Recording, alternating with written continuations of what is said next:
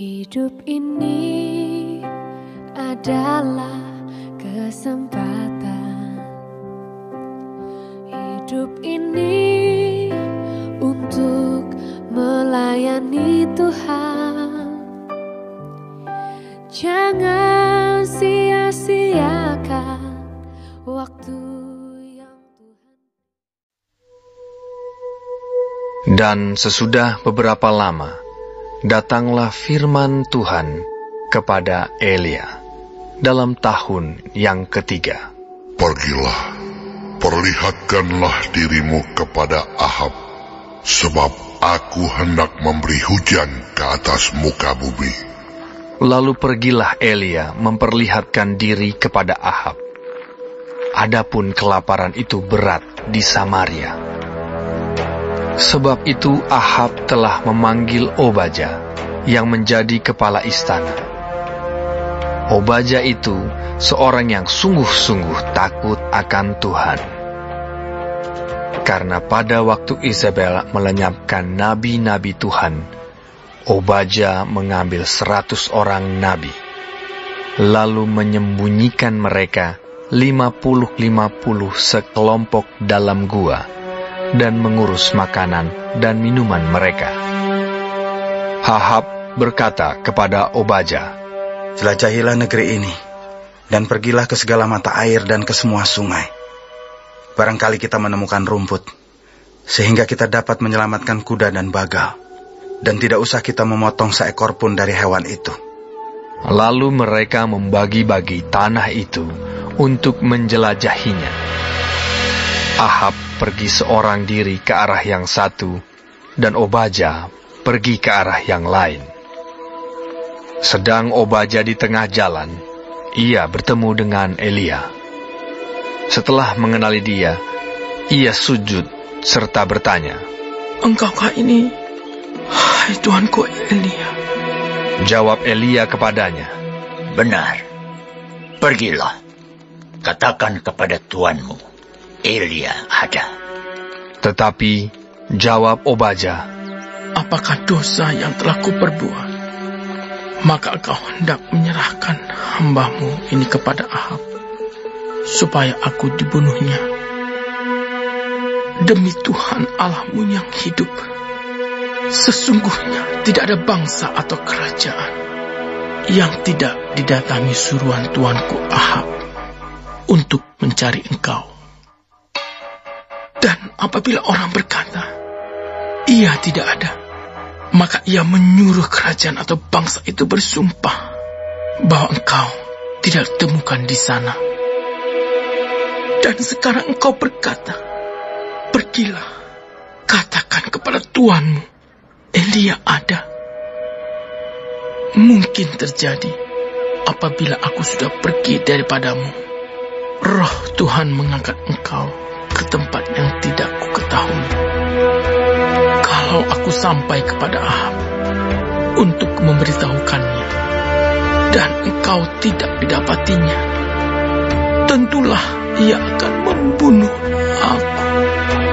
Padahal hambamu ini dari sejak kecil takut akan Tuhan.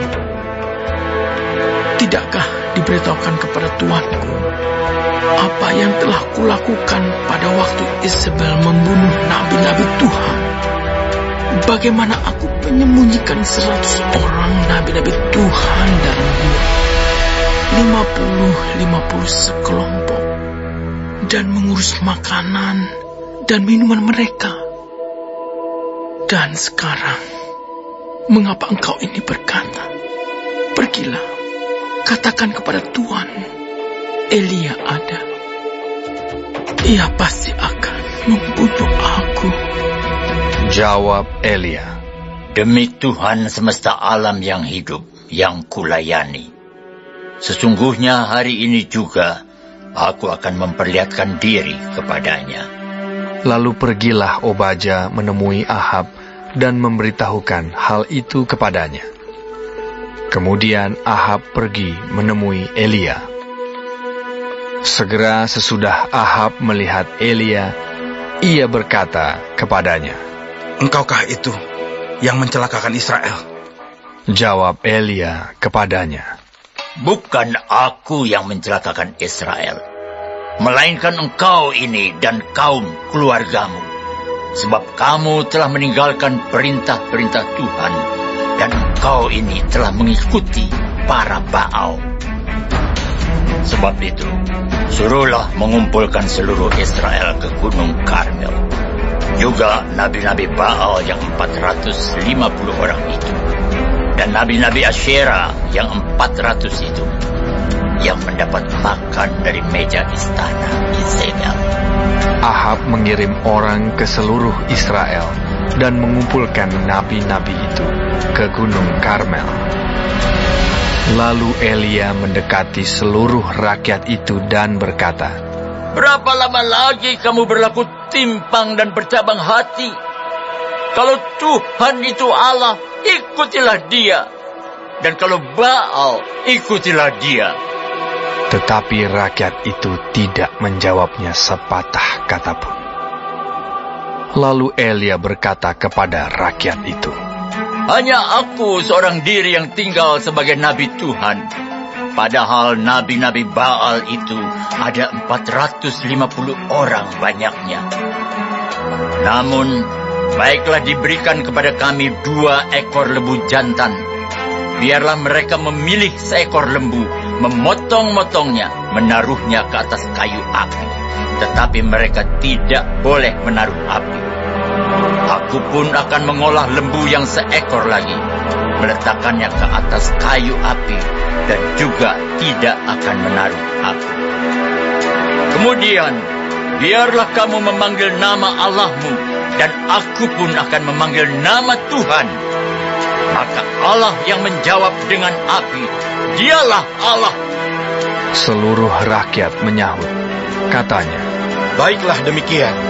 "Ya, baiklah demikian." Kemudian Elia berkata kepada nabi-nabi Baal itu, "Pilihlah seekor lembu dan olahlah itu dahulu, karena kamu ini banyak.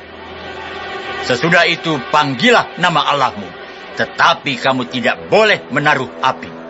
Mereka mengambil lembu yang diberikan kepada mereka, mengolahnya, dan memanggil nama Baal dari pagi sampai tengah hari.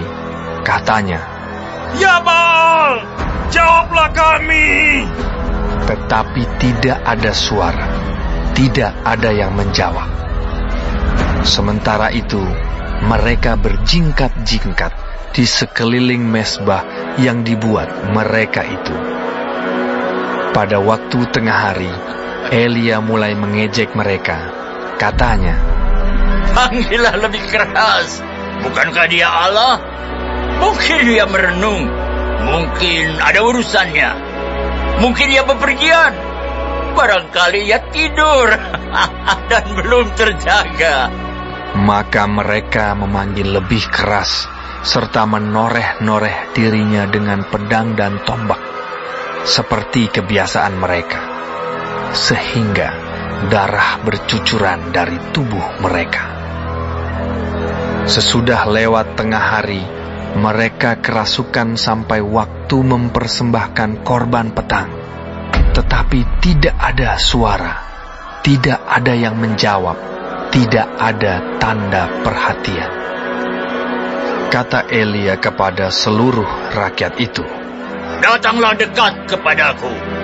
Maka mendekatlah seluruh rakyat itu kepadanya. Lalu ia memperbaiki mesbah Tuhan yang telah diruntuhkan itu. Kemudian Elia mengambil 12 batu, menurut jumlah suku keturunan Yakub. Kepada Yakub ini telah datang firman Tuhan, "Engkau akan bernama Israel." Ia mendirikan batu-batu itu menjadi mesbah demi nama Tuhan, dan membuat suatu parit sekeliling mesbah itu yang dapat memuat 2 sukat benih. Ia menyusun kayu api, memotong lembu itu, dan menaruh potongan-potongannya di atas kayu api itu. Sesudah itu, ia berkata, "Penuhilah 4 buyung dengan air, dan tuangkan ke atas korban bakaran dan ke atas kayu api itu." Kemudian katanya, "Buatlah begitu untuk kedua kalinya." dan mereka berbuat begitu untuk kedua kalinya. Kemudian katanya, "Buatlah begitu untuk ketiga kalinya." dan mereka berbuat begitu untuk ketiga kalinya, sehingga air mengalir sekeliling mezbah itu. Bahkan parit itu pun penuh dengan air. Kemudian pada waktu mempersembahkan korban petang, tampillah Nabi Elia dan berkata, "Ya Tuhan Allah Abraham, Ishak dan Israel, pada hari ini biarlah diketahui orang bahwa Engkaulah Allah di tengah-tengah Israel, dan bahwa aku ini hamba-Mu, dan bahwa atas firman-Mu lah aku melakukan segala perkara ini. Jawablah aku, ya Tuhan, jawablah aku, supaya bangsa ini mengetahui bahwa Engkaulah Allah, ya Tuhan, dan Engkaulah yang membuat hati mereka tobat kembali." Lalu turunlah api Tuhan menyambar habis korban bakaran, kayu api, batu, dan tanah itu. Bahkan air yang dalam parit itu habis dijilatnya. Ketika seluruh rakyat melihat kejadian itu, sujudlah mereka serta berkata, Tuhan, Dialah Allah. Tuhan, Dialah Allah. Kata Elia kepada mereka, "Tangkaplah nabi-nabi Baal itu. Seorang pun dari mereka tidak boleh luput." Setelah ditangkap, Elia membawa mereka ke sungai Kison dan menyembelih mereka di sana. Kemudian berkatalah Elia kepada Ahab, "Pergilah, makanlah dan minumlah, sebab bunyi derau hujan sudah kedengaran." Lalu Ahab pergi untuk makan dan minum. Tetapi Elia naik ke puncak gunung Karmel. Lalu ia membungkuk ke tanah dengan mukanya di antara kedua lututnya. Setelah itu, ia berkata kepada bujangnya, "Naiklah ke atas, lihatlah ke arah laut." Bujang itu naik ke atas. Ia melihat dan berkata, Tidak ada apa-apa. Kata Elia, "Pergilah sekali lagi." Demikianlah sampai 7 kali. Pada ke-7 kalinya, berkatalah bujang itu, Wah, awan kecil sebesar telapak tangan timbul dari laut. Lalu kata Elia, "Pergilah, katakan kepada Ahab, pasang keretamu dan turunlah. Jangan sampai engkau terhalang oleh hujan." Maka dalam sekejap mata, langit menjadi kelam oleh awan badai. Lalu turunlah hujan yang lebat. Ahab naik kereta, lalu pergi ke Yisrael. Tetapi kuasa Tuhan berlaku atas Elia. Ia mengikat pinggangnya dan berlari mendahului Ahab sampai ke jalan yang menuju Yisrael. Baik, sebelum mengakhiri firman Tuhan hari ini, kita sama-sama berdoa. Bapa kami yang di surga, dikuduskanlah nama-Mu. Datanglah kerajaan-Mu. Jadilah kehendak-Mu di bumi seperti di sorga. Berikanlah kami pada hari ini makanan kami yang secukupnya,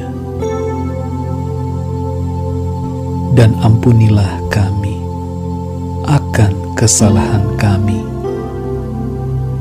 seperti kami juga mengampuni orang yang bersalah kepada kami. Dan janganlah membawa kami ke dalam pencobaan, tetapi lepaskanlah kami daripada yang jahat. karena Engkaulah yang empunya kerajaan dan kuasa dan kemuliaan sampai selama-lamanya. Amin. Terima kasih pemirsa telah mendengarkan firman Tuhan hari ini. Sampai ketemu besok hari. Terima kasih.